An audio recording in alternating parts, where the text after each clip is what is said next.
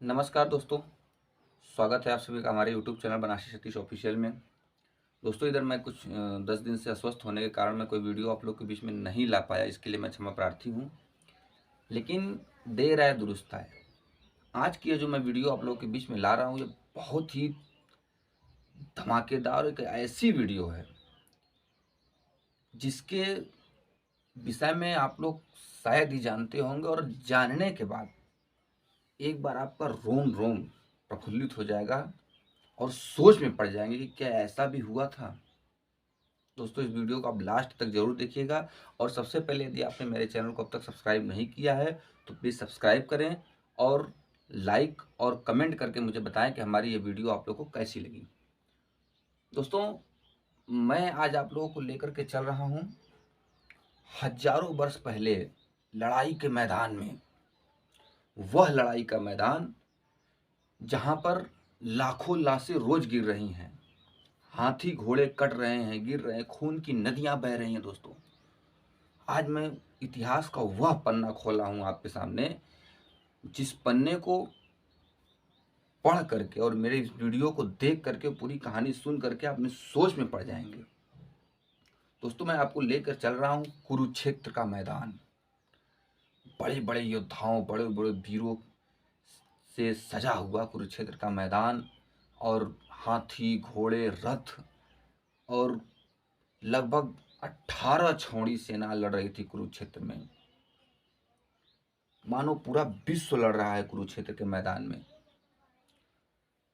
दोस्तों मैदान में युद्ध का शंखनाद हो चुका है। वीर एक दूसरे को काट रहे हैं, मार रहे हैं, एक दूसरे का रक्त बहा रहे हैं, खूनों की नदियां बह रही हैं। रोज लाखों लाशें रोज गिर रही हैं, लाखों लोगों की जानें रोज जा रही हैं। लेकिन एक सवाल है। सवाल यह है कि सुबह सूर्योदय होते समय युद्ध स्टार्ट होता है, और फिर शाम जैसे ही सूर्यास्त हो रहा है युद्ध विराम का शंखनाद हो जाता है। अपने अपने शिविर में योद्धा जाते हैं, और अपने अपने शिविर पे जाने के बाद अगले दिन की युद्ध की रणनीतियां बना रहे हैं, तैयारियां कर रहे हैं। लेकिन सवाल यह है कि जो लाशें, योद्धाओं की लाशें लड़ाई के मैदान में कट करके गिर रही हैं, उन लाशों का क्या हो रहा है। इतनी सारी लाशें रोज गिर रही हैं, कहाँ जा रही हैं लाशें, कैसे हो रहा है उनका क्रियाक्रम, इन्हीं सब चीज़ों पर आज मैं बात करूंगा। दोस्तों आज मैं आप लोग को इस वीडियो में नारी का एक ऐसा रूप दिखाऊंगा कि नारी ही चंडिका है। यदि नारी दिल में ठान ले कि मुझे यह करना है, तो नारी को कोई टक्कर नहीं दे सकता है। मैं आज द्रौपदी, महारानी द्रौपदी का वह रूप आप लोग को दिखाऊंगा, रौद्र रूप। महारानी द्रौपदी का जब स्वयंवर रचा जा रहा था राजा द्रुपद के दरबार में, शर्त रखी गई थी कि मछली के आंख में नीचे तेल में देख करके ऊपर जो तीर मार देगा उससे शादी हो जाएगी। महारानी द्रौपदी के स्वयंवर में अर्जुन जी मछली की आंख में तीर मारते हैं और द्रौपदी से विवाह रचा लिए। रचा करके लोग महल में, जंगल में रह रहे थे उस समय, जंगल में लाते हैं, कुटिया के बाहर से ही आवाज दिए माता कुंती को, माता आज हम लोग कुछ देखिए क्या लाए हैं। द्रौपदी माता कुछ काम में व्यस्त थी, और अंदर से ही उन्होंने बोला कि जो भी लाए हैं आपस में बांट लीजिए। देखी नहीं कि है क्या बाहर, और जब बाहर आती है देख करके कुंती माता अवाक रह गई। द्रौपदी को घर में लाती हैं, लेकिन द्रौपदी नहीं गई। 5 ठो माला मंगवाई, पांचों पतियों को गले में डाल करके पांचों पांडवों से शादी हुई द्रौपदी की। नारद जी का आगमन हुआ। नारद जी से माता कुंती ने पूछा कि मेरी एक बहू है, उसका भाग्य देख करके बताइए। नारद जी जब देखते हैं द्रौपदी को तो इतना अवाक कि भागने लगे अपना गिटार छोड़ करके। फिर भीम पकड़ के लाते हैं। नारद जी बताते हैं कि यह द्रौपदी पूरे कौरव कुल को खा जाएगी। विनाश है यह कौरवों का, इसके लिखा हुआ है यहाँ पर। रोज पूजा करिए इसकी। महारानी कुंती द्रौपदी को सुबह उठने से पहले ही द्रौपदी के घर के पास जिस कक्ष में द्रौपदी रहती थी वहाँ पर लीप पोत करके बढ़िया फूल माला चढ़ा करके बढ़िया पूजा करके और अपना हट जाती थी। एक दिन द्रौपदी ने देखा, द्रौपदी पूछती, माता ये क्या है, ये क्या कर रही हैं आप? माता कुंती ने हाथ जोड़ करके कहा, दोस्तों यहाँ पर नारी का स्वार्थ भी मैं बताऊंगा। कौरव भी अपने थे, पांडव भी अपने थे, लेकिन माता कुंती ने हाथ जोड़कर द्रौपदी से यही मांगा कि हमारे 5 पुत्रों को छोड़कर सबको खा जाइएगा। यही मांगा था कि हमारे 5 पुत्रों को छोड़कर सबको खा जाइए। मैं जानता हूं कि आप किस लिए यहाँ पर आई हैं। दोस्तों, द्रौपदी भोर के समय में माता कुंती को ऐसा वरदान देती हैं और वह रूप द्रौपदी का मैं दिखा रहा हूं आप लोगों को। लड़ाई का मैदान योद्धाओं से भरा, युद्ध शुरू हुआ, लाखों योद्धा मारे गए और रात का समय है। रात के समय में द्रौपदी अपना पूरा श्रृंगार करके घर से बाहर निकली और भीम पीछा कर रहे हैं कि देखें कहाँ जाती है यह। और द्रौपदी के पीछे पीछे भीम चल रहे हैं। जा करके पहुंची द्रौपदी कुरुक्षेत्र के मैदान में, लाशों से पटा हुआ पूरा मैदान, खून की नदियां बह रही हैं, एक से एक योद्धाओं की लाशें गिरी हैं।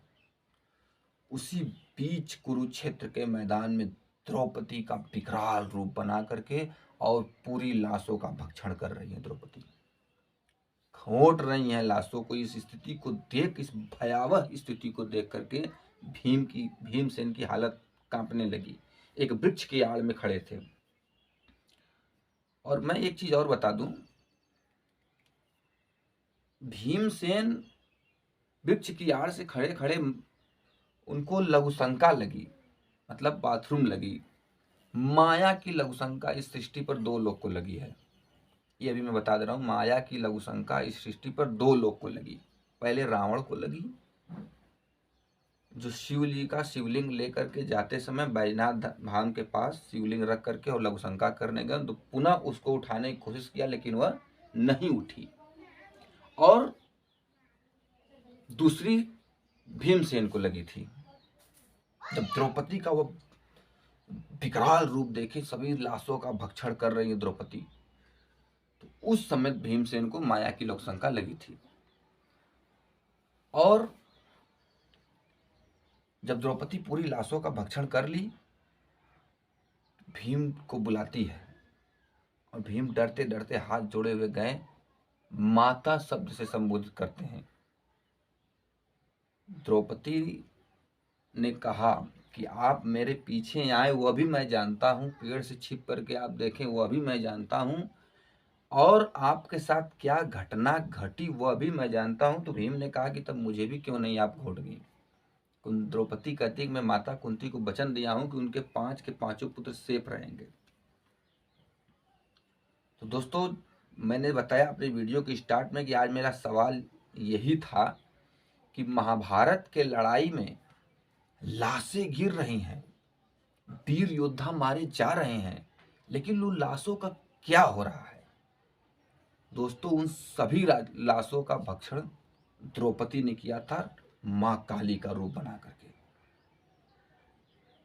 साक्षात जगदम्बा थी दोस्तों। लेकिन नारी जात के ऊपर तब भी अत्याचार हुआ है, आज भी अत्याचार हुआ है, हो रहा है। 5 पतियों वाली बन गई द्रौपदी। एक गलती, माता कुंती की एक गलती की वजह से उन्होंने बाहर आ करके नहीं देखा और सिर्फ बोल दिया आपस में बांट दो। 5 पतियों वाली बनी द्रौपदी।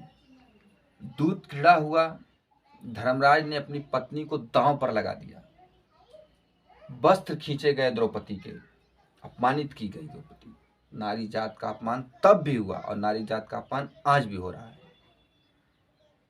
दोस्तों, इस वीडियो में बस इतना ही। मैं आप लोगों को अपने इतिहास के उस पन्ने पर यह प्रकाश डाला हूँ। बहुत ही विचित्र घटना है। कभी भी कोई पूछे कि लाशों का क्या होता था, कहाँ कहाँ बह कर जाती थी, कहीं नहीं जाती थी। महारानी द्रौपदी ही सभी लाशों का भक्षण करती थी। दोस्तों इस वीडियो में इतना ही, मिलते हैं अपने अगले वीडियो में, तब तक के लिए नमस्कार, जय हिंद, जय भारत।